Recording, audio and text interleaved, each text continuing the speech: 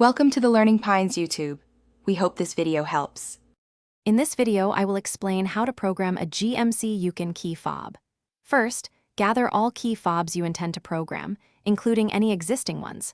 Make sure your vehicle's battery is fully charged to avoid interruptions during the process.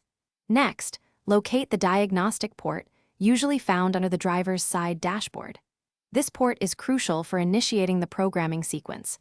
We'll walk through each step carefully to ensure success. To enter programming mode, insert your key into the ignition and turn it to the on position, but do not start the engine. Now, press and hold the door lock button on the driver's side door panel. While holding the lock button, quickly turn the key from OFF to on 3 times within 5 seconds. You should hear a chime or the door lock cycle, indicating you've entered programming mode.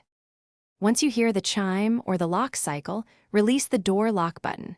Now, take the first key fob you want to program. Simultaneously press and hold both the lock and unlock buttons on the fob for about 15 seconds. The door locks will cycle again, confirming that this specific key fob has been successfully programmed. Repeat this step for any additional key fobs you have. After programming all your key fobs, turn the ignition key to the OFF position. This action will exit the programming mode and save all the new settings. It's essential to test each programmed key fob to ensure they all function correctly, locking and unlocking your doors as expected. If any fob doesn't work, simply repeat the process. Also, for an amazing home upgrade, check the description for a link to the Shark AI Ultra Robot Vacuum and other great deals.